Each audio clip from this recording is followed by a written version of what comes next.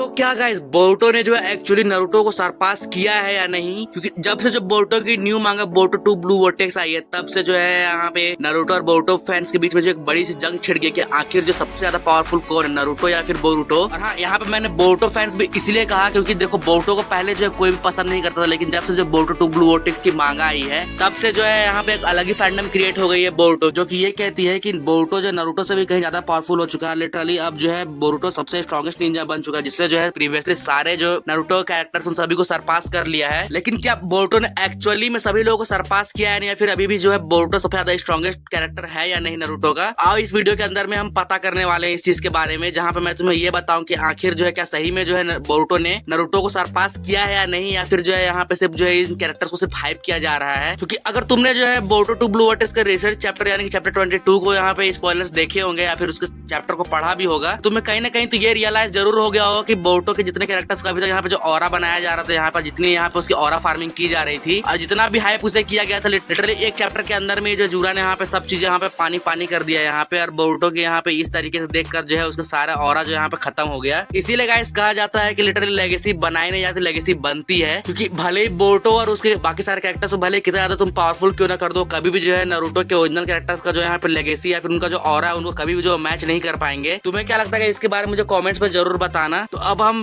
Video शुरू करते हैं बिना किसी बकचोदी के, यार ये देखते क्या सही में जब बोरुटो ने एक्चुअली नारुतो को सरपास किया है या नहीं, और अगर उसने सरपास किया तो किन किन चीजों में किया है। तो सबसे पहले हम देखने वाले हैं कि बोरुटो के आखिर अचीवमेंट्स क्या क्या है जिसकी मदद से जो उसे ये कहा जा रहा है कि वो नारुतो से भी ज्यादा स्ट्रॉन्ग है। तो उसकी कुछ अचीवमेंट्स में से मैं तुम्हें सबसे पहले गिना लेता हूँ। सबसे पहला की जो है उसके पास में कारमा है, जिसकी वजह से उसने जो है मोमोशिकी के एक्सपीरियंस और बैटल एक्सपीरियंस को जो यहाँ पे गेन किया है। और इसी की वजह से जो है तुम्हें याद ही होगा बोरुटो एनिमे के अंदर में जब मोमोशिकी अवेक हुआ, तब जो है नारुतो जो है यहाँ पे स्ट्रगल कर रहा होता है यहाँ पे मोमोशिकी से लड़ने के लिए। तो इसीलिए लोगों को लगने लगा है कि यहाँ पे जब बोरुटो के पास में कारमा का एक्सेस है, उसकी वजह से जो है यहाँ पे नारुतो से जो है बोरुटो ज्यादा स्ट्रॉन्ग है। इसके साथ साथ में तुम्हें याद ही होगा कि बोरुटो के पास में जोगानाई भी है, जो कि लिटरली सबसे स्ट्रॉन्गेस्ट दो जुत्सु, और उसे जो है यहाँ पे कहा जाता है कि वो जो है गॉड ऑफ ओसुकी की जो आइज है जो कि बोरुटो के पास में है। इसके अलावा भी कुछ और चीजें हैं जिसकी मदद से जो है यहाँ पे ये बताया जाता है कि बोरुटो ने जो नारुतो को सरपास किया है, जिसमें सबसे पहली चीज आती है फ्लाइंग राइजिन, जिसे जो है यहाँ पे बोरुटो ने यहाँ पे खुद से यहाँ पे डेवलप किया है, और वो मिनाटो की टेक्निक से जो थोड़ी सी अलग है। इसे मैंने जो एक वीडियो के अंदर में एक्सप्लेन किया, तो उसका लिंक तुम्हें डिस्क्रिप्शन के अंदर मिल जाएगा। साथ ही जब जो है टाइम स्किप हुआ था, तब उसके बाद जो है यहाँ पे बोरुटो ने जो है यहाँ पे लिटरली कोड को जो है वन शॉट कर दिया था यहाँ पे अपने राशिंगन उज़ुहिको की मदद से। और हाँ, बोरुटो के पास में जो उज़ुहिको है वो एक ऐसी टेक्निक है जो कि लिटरली अर्थ का चक्रा यूज करती है। इसी वजह से ये जो एक सेंजुत्सु कैटेगरी में भी आ जाता है, जो कि बिना किसी हैंड साइन के जो है बहुत इजीली जो एक्टिवेट किया जा सकता है। और इसके साथ ही जो है यहाँ पे बोरुटो ने जो आगे जाकर यहाँ पे कवाकी को भी जो है यहाँ पे हैंडल किया था, जिसके पास लिटरली जो है यहाँ पे इसकी की पावर्स थे, और उसने जो इसकी रॉड को भी जो है डॉज करके बताया था। इसकी वजह से जो है लोग ये कह रहे हैं कि लिटरली जो है बोरुटो यहाँ पे इसिकी से भी ज्यादा स्ट्रॉन्ग हो चुका है। क्योंकि देखो, जहाँ पे तुम्हें याद हो कि इसिकी से लड़ते समय नारुतो जो है उसके रॉड्स को डॉज करने में जो स्ट्रगल कर रहा होता है, और लिटरली जो उसे बायरन मोड निकालना पड़ता है ताकि वो जो है इसिकी के अटैक्स को डॉज कर सके। लेकिन यहाँ पे बोरुटो जो उस चीज को बिना किसी दिक्कत के इजीली कर लेता है, और इसी वजह से जो है यहाँ पे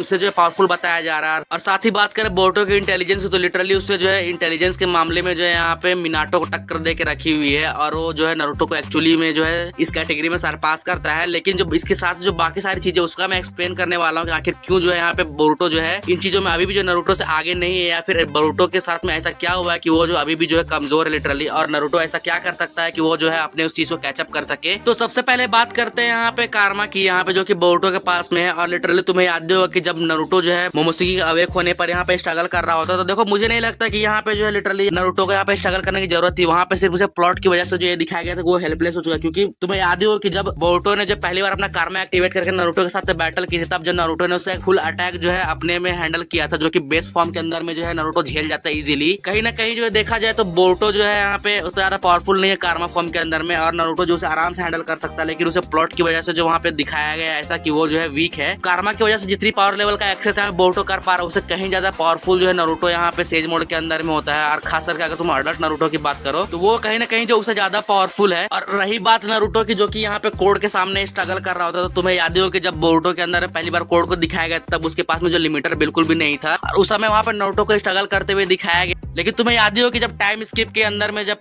फर्स्ट ईयर हुआ था तब जो है बोरुतो और सास्के को जो यहाँ पे कोड और उसकी क्लोग्रिम्स की आर्मी जो यहाँ पे घेर लेती है। लिटरली उस समय जो है यहाँ पे कोड जो है अपने लिमिटर्स के साथ में नहीं था, बल्कि उसके लिमिटर्स जो हट चुके थे। और तुम्हें याद ही हो कि कोड जो है जीगन से भी ज्यादा पावरफुल है जब उसकी लिमिटर्स जो हट जाते हैं। मैं यहाँ पे इसकी की बात बिल्कुल भी नहीं कर रहा, यहाँ पे मैं जीगन की बात कर रहा हूँ जिसने नारुतो और सास्के को यहाँ पे बहुत बुरी तरीके से मारा था। कोड जो है उससे भी कहीं ज्यादा पावरफुल था, लेकिन जब सास्के ने जो है लिटरली बिना अपने रिनेगान की मदद से अकेले जो है कोड और उसकी आर्मी को हैंडल किया था और उसकी एक आंख को जो स्लैश भी कर दिया था। अगर देखो यहाँ सास्के को यहाँ पे अगर बोरुतो को बचाना नहीं होता था कि वो कोड को भी मार सकता था। और सास्के जो है कहीं ना कहीं नारुतो का राइवल और दोनों की पावर लेवल लगभग सेम ही है। अगर यहाँ पे नारुतो उस जगह पे होता तो शायद वो भी जो उसे हरा सकता था। तो इससे तो ये तो पता चलता है कि नारुतो जो कोड से कहीं ज्यादा पावरफुल है। रही बात की कवाकी अटैक्स को डॉज करने की, तो तुम्हें ये मैं जरूर बताना चाहूंगी जो इसकी के पास जो यहाँ पे पावर थी और अभी जो कवाकी के पास जो पावर है उसकी जो पावर लेवल है उससे बहुत ज्यादा अंतर है। शुरुआत में लोगों को यही लग रहा था कि कवाकी की जो पावर है वो इसकी की सेम पावर जो उसके पास से पड़ी हुई, लेकिन जब जो है यहाँ पे बोरुतो के कुछ चैप्टर्स यहाँ पे रिवील होते हैं तब तुम्हें हमें यहाँ पता चलता है कवाकी के पास जो पावर जो अभी वो करंटली यूज कर रहा है उसके अंदर जो लिमिटर्स लगे हुए हैं। यानी कि तुम्हें पता नहीं तो बता दो, अमाडो ने जो यहाँ पे कवाकी के अंदर लिमिटर लगाया हुआ था जिसकी वजह से कवाकी की जो फुल पावर है जो कि वो इसी की यूज करता है उसे पूरी तरीके से वो यूज नहीं कर पा रहा होता है। और इसी वजह से बोरुतो ने जो यहाँ पे कवाकी को वन शॉट कर दिया था। और अगर बात करें यहाँ पे बोरुतो के यहाँ पे जोगान की, तो देखो लिटरली किसी को भी नहीं पता है कि यहाँ पे बोरुतो के अंदर ये जोगान कहाँ से आई है और उसे ये जोगान कहाँ से मिली है। अब देखो लोग ये अजम्पशन करते हैं कि ये टोनरी की हरकत थी जिससे जो हिनाता को जब किडनैप किया था नारुतो द लास्ट मूवी के अंदर में, तब उसने उसके साथ में कुछ किया था जिसकी वजह से बोरुतो को यहाँ पे जोगान अवेक हुई है। लेकिन इसी को यहाँ पे सच्चा एक्चुअल में नहीं पता कि आखिर जो बोरुतो के पास में जोगान कहाँ से आई है और उसे जो लिटरली अभी जोगान को अभी बोरुतो कंट्रोल भी नहीं कर पाता है। तो उसकी बात तो अभी बाद में हम करेंगे यार। इसके अलावा बात करें लास्टली उसके इंटेलिजेंस की, तो हाँ यहाँ पे नो डाउट कि यहाँ पे बोरुतो ने जो एक्चुअली यहाँ पे नारुतो को सरपास किया है। उसने जो है यहाँ पे इंटेलिजेंस लेवल के मामले में जो लिटरली मिनाटो को यहाँ पे टक्कर दे के रखी हुई है, क्योंकि उसने जो है यहाँ पे कुछ ऐसे फिट्स अचीव कर दिए जिससे तुम भी कह सकते हो कि उसने सही में जो है नारुतो को यहाँ पे सरपास कर दिया है। लाइक जैसे कि उसका राशिंगन उजुई को जो उसने खुद ने डेवलप किया और उसकी फ्लाइंग राइजिन की भी टेक्निक जो कि फ्यूचर के बोरुतो ने जो यहाँ पे क्रिएट की थी, और उस टेक्निक को यहाँ पे कासिन कोजी ने जो अपनी पावर की मदद से जो यहाँ पे बोरुतो को सिखाया था और उसने जो उस टेक्निक को मास्टर भी कर लिया है। लेकिन गाइस क्या इतना सब करने के बाद भी जो बोरुतो ने यहाँ पे नारुतो को सरपास किया है या नहीं, ये तो यहाँ पे मैं तुम्हें अभी बताने वाला हूँ। क्योंकि देखो तुम्हें याद हो कि चैप्टर 22 के अंदर बोरुतो के जब जूरा यहाँ पे एंट्री करता है तब वो लिटरली जो बोरुतो से फाइट करता है। बोरुतो को जो इतने समय की जो हाइप बनी हुई थी वो सारी हाइप और ऑरा फार्मिंग जो उसकी थी वो जो चैप्टर के अंदर में जो खत्म हो जाती है, जहाँ पे जूरा जो है बोरुतो को बहुत इजीली जो है यहाँ पे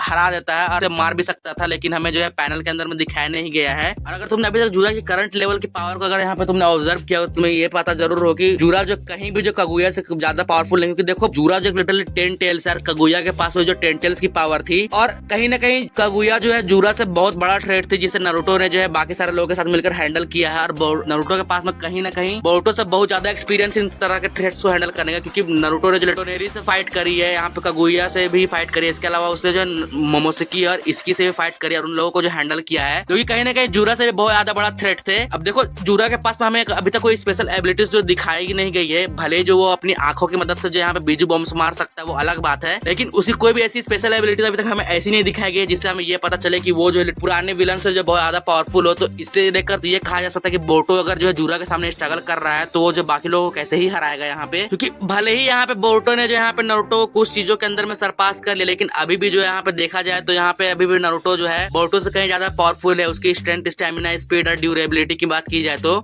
नारुतो एक लिटरली हाफ उजुमाकी, जिसकी वजह से उसके पास में इतना चाकरा है कि वो जो है अपने थाउजेंड्स ऑफ क्लोन जो है बिना कुरामा की मदद से भी बना सकता है। और तुम्हें याद हो कि जब बायरन मोड के अंदर में नारुतो जो था फाइट कर रहा होता है तब जो वहाँ पे नारुतो और कुरामा दोनों का चाकरा जो एक साथ बर्न हो रहा होता है और जिसका भी चाकरा उसमें से पहले खत्म होता है वहाँ पे लिटरली वो जो मारा जाता है। और इस बैटल के अंदर में भी जो है यहाँ कुरामा के चाकरा को यहाँ पे आउटस्मार्ट कर देता है और लिटरली कुरामा जो यहाँ पे खुद को सैक्रिफाइस कर देता है। इससे ये तो जरूर पता चलता है कि नारुतो के पास में लिटरली जो अपने उजुमाकी लिनियज की वजह से भी जो इतना चाकरा है कि वो जो एक 9 टेल के चाकरा के बराबर में है। इस वजह से जो है यहाँ पे नारुतो के पास में थोड़ी सी अटैक पावर जो उसके पास में ज्यादा बढ़ जाती है। और देखो कहीं ना कहीं जो बोरुतो के पास में जो अटैक करने की जो लिमिटेड चीज उसकी वजह से यहाँ पे बोरुतो के पास में लिमिटेड अपॉर्चुनिटीज होती है, क्योंकि वहाँ पे सिर्फ बोरुतो के पास में लिमिटेड ऑप्शन से अटैक करने के, जहाँ पे उसके पास उसकी सिर्फ एक स्वॉर्ड जिसको जो है वो लाइटिंग रिलीज के साथ में यूज करता है और साथ ही अपने फ्लाइंग राइजिन को जो अपने राशिंगन उजुई को और नॉर्मल राशिंगन की मदद से जो मिला के यूज करता है। लेकिन कहीं ना कहीं अगर इस चीज में देखा जाए तो नारुतो के पास में जो ज्यादा अपॉर्चुनिटीज है वो अपने शैडो क्लोन्स और अपने राशिंगन के अलग अलग वेरिएंट्स की मदद से अटैक के जो ऑप्शन है नारुतो के पास वो बढ़ जाते हैं। और अगर नारुतो जो यहाँ पे थोड़ी सी अपनी पावर और अच्छे से यहाँ पे अगर यूज करता है तो उसके पास में जो लिटरली अटैक की जो अपॉर्चुनिटीज और यहाँ पे चांसेस हैं वो भी बढ़ जाते हैं, क्योंकि नारुतो की जो फायर पावर है कहीं ना कहीं बोरुतो से कहीं ज्यादा पावरफुल है। नारुतो ने जब से कुरामा खोया उसके बाद से जो उसे बहुत ज्यादा नर्व कर दिया गया है और बोरुतो जिस स्पीड से यहाँ पे पावर अप कर रहा है, कहीं ना कहीं जो एक टाइम के बाद वो नारुतो को लिटरली सरपास कर देगा। लेकिन चीज में अभी भी बहुत ज्यादा टाइम है बोरुतो जो नारुतो को सरपास करे। और अगर देखा जाए यहाँ पे तो नारुतो के पास में भी जो बहुत सारे पॉसिबल ऑप्शन है कि इसकी वजह से वो जो वापस से कम बैक कर सकता है। और मैं यहाँ पे जेन्युइन चीजें बताने वाला हूँ जो कि यहाँ पे नारुतो एक्चुअली में कर सकता है, क्योंकि थ्योरी से अकॉर्डिंग तो यहाँ पे नारुतो जो टेंटल का जिंजुर्की बन के भी जो है यहाँ पे पावरफुल बन सकता है, लेकिन वो चीजें करना जो है लाइकली इम्पॉसिबल है यहाँ पे। लेकिन कुछ ऐसे पॉसिबल ऑप्शन जिसका यूज यहाँ पे नारुतो कर सकते हैं, जिसकी मदद से वो जो है वापस से स्ट्रॉन्गेस्ट कैरेक्टर बन जाएगा। तो वो पॉसिबल ऑप्शंस मैं यहाँ पे तुम्हें बताने वाला हूँ। तो सबसे पहला ऑप्शन जो है नारुतो के पास में हो सकता है उसकी फ्लाइंग राइजिंग को यूज करना, क्योंकि देखो यहाँ पे